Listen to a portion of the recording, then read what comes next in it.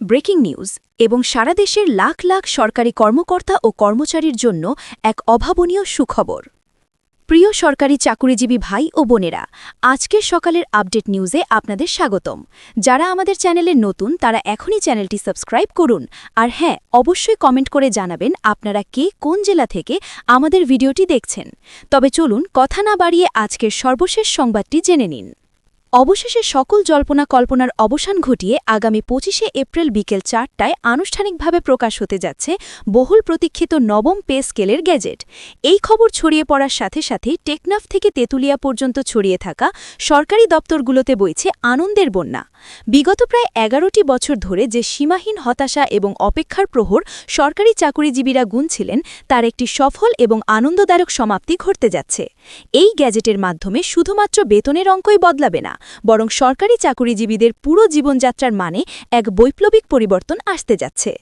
এইবারের পে স্কেলের সবচেয়ে আলোচিত এবং যুগান্তকারী সিদ্ধান্তটি হচ্ছে দীর্ঘ প্রতীক্ষিত টাইম স্কেল ও সিলেকশন গ্রেড পুনর্বহাল করার ঘোষণা। আমরা জানি ২০১৫ সালে যখন অষ্টম পে স্কেল ঘোষণা করা হয়েছিল, তখন এই অত্যন্ত গুরুত্বপূর্ণ দুটি সুবিধা সম্পূর্ণ বাতিল করে দেওয়া হয়েছিল। এর ফলে লাখ লাখ সরকারি কর্মচারী তাদের ন্যায্য পদোন্নতি থেকে বঞ্চিত হয়ে চরম আর্থিক এবং মানসিক ক্ষতির সম্মুখীন হয়েছিলেন। বছরের পর বছর একই পদে নিষ্ঠার সাথে চাকুরি করার পরও তাদের আর্থিক কোনো উন্নতি হচ্ছিল না। দীর্ঘ বিরতির পর এই সুবিধাগুলো নতুন কাঠামোতে সগৌরবে ফিরে আসায় পদোন্নতি বঞ্চিত সেই অসংখ্য কর্মকর্তা ও কর্মচারীর দীর্ঘদিনের পুঞ্জীভূত আক্ষেপ খুঁজতে যাচ্ছে। নির্দিষ্ট সময় অন্তর পদোন্নতি না পেলেও এখন থেকে কর্মচারীরা উচ্চতর স্কেলের আর্থিক সুবিধা ভোগ করতে পারবেন, যা তাদের কর্মস্পৃহা বহুগুণে বাড়িয়ে দেবে এবং প্রশাসনে এক নতুন গতির সঞ্চার করবে। সরকারের পক্ষ থেকে সরকারি কর্মচারীদের জীবনযাত্রার মান উন্নয়ন ও বেতন বৈষম্য দূরীকরণে যে উচ্চ পর্যায়ের বেতন কমিশন গঠন করা হয়েছিল, তার নেতৃত্বে ছিলেন সাবেক অভিজ্ঞ এবং প্রাজ্ঞ অর্থসচিব জাকির আহমেদ খান। তার নেতৃত্বে গঠিত এই শক্তিশালী কমিশন অত্যন্ত নিখুঁতভাবে দেশের বর্তমান বাজার পরিস্থিতি পর্যালোচনা করেছে।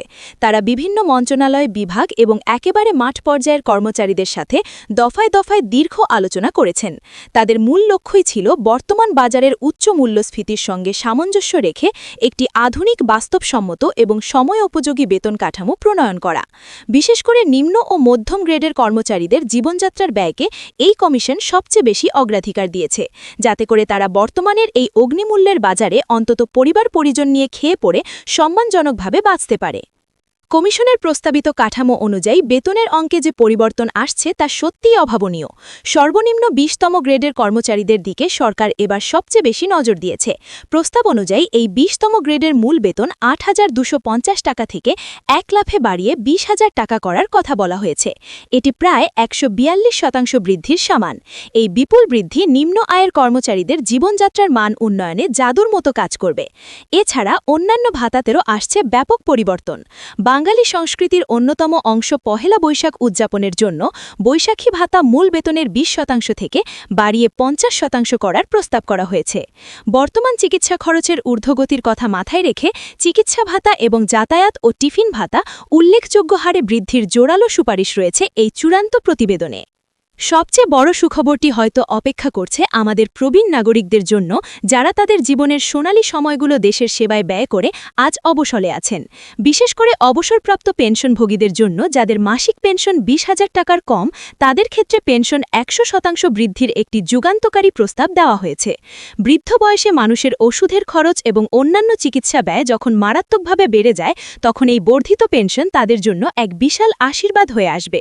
তারা শেষ জীবনে পরিবার বা সমাজের কাছে কোনোভাবেই বোঝা হবেন না, বরং কারও মুখাপেক্ষী না হয়ে সম্পূর্ণ স্বাধীন ও সম্মানের সাথে তাদের শেষ জীবন পার করতে পারবেন। অন্যদিকে প্রশাসনের সর্বোচ্চ পদ বা প্রথম গ্রেডের অধিকারিকদের মূল বেতন বর্তমানে ৭৮,০০০ টাকা থেকে বাড়িয়ে ১,৬০,০০০ টাকা করার প্রস্তাব দেওয়া হয়েছে। দ্বিতীয় গ্রেডের বেতন ৬৬,০০০ টাকা থেকে বাড়িয়ে ১,৩২,০০০ টাকা করার সুপারিশ করা হয়েছে। একইভাবে মধ্যম স্তরের কর্মচারীদের ক্ষেত্রেও বড় পরিবর্তন আসছে। অষ্টম গ্রেডের প্রারম্ভিক বেতন ২৩,০০০ টাকা থেকে ৪৭,০০০ টাকা এবং নবম গ্রেডের প্রারম্ভিক বেতন ২২,০০০ টাকা থেকে ৪৫,০০০ টাকা করার কথা বলা হয়েছে। এর মূল লক্ষ্য হল প্রশাসনের সর্বোচ্চ পেশাদারিত্ব বজায় রাখা এবং দেশের সেরা মেধাবীদের সরকারি চাকরিতে আকৃষ্ট করা এবং দীর্ঘমেয়াদের জন্য ধরে রাখা। নবম পে স্কেল বাস্তবায়নের চূড়ান্ত সময়সীমা নিয়ে যে রূপরেখা তৈরি করা হয়েছে সেটিও অত্যন্ত বাস্তবসম্মত এবং কৌশলগত। এত বিশাল অঙ্কের অর্থ একসাথে সংকুলন করা রাষ্ট্রের জন্য অত্যন্ত কঠিন, তাই এটি দুই ধাপে বাস্তবায়নের কথা গভীরভাবে ভাবা হচ্ছে। পূর্ণাঙ্গ নতুন বেতন কাঠামো আগামী 2026-27 অর্থবছরের শুরুতে অর্থাৎ 1 জুলাই 2026 থেকে দেশজুড়ে কার্যকর করার লক্ষ্যমাত্রা নির্ধারণ করা হয়েছে। তবে কর্মচারীদের বর্তমান সময়ের আর্থিক কষ্টের কথা বিবেচনা করে চলতি বছরের 1 জানুয়ারি 2026 থেকে ভূতাপেক্ষ বা ব্যাকডেটে এর আংশিক কার্যকর করার বিষয়েও সরকারের উচ্চ পর্যায়ে নৈতিক আলোচনা চলছে। এর ফলে কর্মচারীরা মূল বেতনের একটি নির্দিষ্ট শতাংশ আগেভাগেই হাতে পাবেন, যা তাদের বর্তমানের কষ্ট কিছুটা হলেও লাঘব করবে এবং পরবর্তীতে জুলাই মাস থেকে তারা পূর্ণাঙ্গ সুযোগ সুবিধা ভোগ করতে পারবেন। তবে আমাদের বৈশ্বিক এবং অভ্যন্তরীণ অর্থনৈতিক বাস্তবতার কথাও এই মুহূর্তে ভুলে গেলে চলবে না।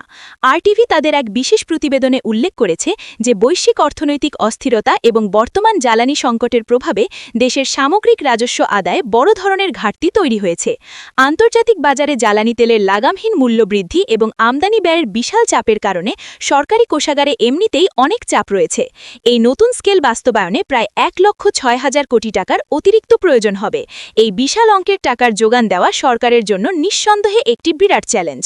তবে সরকার কর্মচারীদের সার্বিক স্বার্থ রক্ষায় অত্যন্ত আন্তরিক এবং এই পরিস্থিতি মোকাবেলায় তারা বিভিন্ন খাতে কঠোর কৃচ্ছসাধন নীতি অবলম্বন করছে, যাতে করে দেশের অন্যান্য উন্নয়ন বাজেট ঠিক রেখে কর্মচারীদের এই ন্যায্য পাওনা বুঝিয়ে দেওয়া যায়। বিগত 11 বছর ধরে নতুন কোনো পে স্কেল না হওয়ায় সরকারি কর্মচারীদের মধ্যে যে ক্ষোভের সৃষ্টি হয়েছিল তা আসলে একেবারেই যৌক্তিক এবং সময়োপযোগী। জীবনযাত্রার ব্যয় গত এক দশকে কয়েক গুণ বেড়ে গেছে, কিন্তু বেতন কাঠামো সেই 2015 সালের অষ্টম পে স্কেলেই থমকেছিল। এর ফলে বাধ্য হয়ে সারা দেশের বিভাগীয় শহরগুলোতে কর্মচারীরা বিশাল সমাবেশ, মানববন্ধন ও বিক্ষোভ প্রমোশনী পালন করেছেন। তারা বারবার সরকারকে বোঝানোর চেষ্টা করেছেন যে বর্তমান বাজার দরের সাথে তাদের আয়ের কোনো সামঞ্জস্য নেই এবং তারা পরিবার নিয়ে এক প্রকার মানবেতর জীবনযাপন করছেন।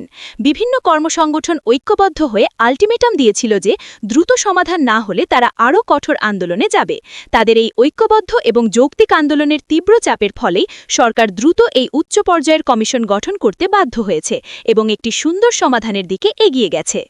আগামী 25 এপ্রিল বিকেল 4টায় এই গ্যাজেট প্রকাশের সাথে সাথেই বাংলাদেশের সরকারি চাকুরিজীবীদের জীবনে এক নতুন আর্থিক দিগন্তের শুভ সূচনা হবে।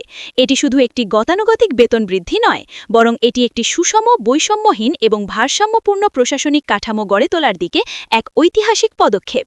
এর ফলে সরকারি দপ্তরের দীর্ঘদিনের পাহাড়সম বেতন বৈষম্য দূর হবে এবং কর্মচারীদের সকল স্তরের অসন্তোষের অবসান ঘটবে। এখন সারা দেশের মানুষের নজর কেবল ওই 25 এপ্রিলের দিকে। আমরা আশা করছি সরকার তাদের দেওয়া প্রতিশ্রুতি অক্ষরে অক্ষরে পালন করবে এবং লাখ লাখ পরিবারের মুখে হাসি ফোটাবে। প্রিয় দর্শক, এই ছিল নবম পে স্কেল নিয়ে আমাদের কাছে থাকা সর্বশেষ এবং বিস্তারিত তথ্য। আগামী 25 এপ্রিল গ্যাজেট প্রকাশের পর এর প্রতিটি ধারা এবং উপধারা নিয়ে আরও বিস্তারিত এবং পুঙ্খানুপুঙ্খ বিশ্লেষণ নিয়ে আমরা আবারও আপনাদের সামনে উপস্থিত হব। এই দীর্ঘ প্রতীক্ষিত পে স্কেল নিয়ে আপনাদের যে কোনো মতামত, আনন্দ বা প্রত্যাশা আমাদের কমেন্ট বক্সে লিখে জানাতে পারেন। ভিডিওটি খুবই জরুরি, তাই সবার সাথে ভিডিওটি শেয়ার করতে ভুলবেন না। আর নতুন ভিডিও আপডেট পেতে এখনই চ্যানেলটি সাবস্ক্রাইব করুন।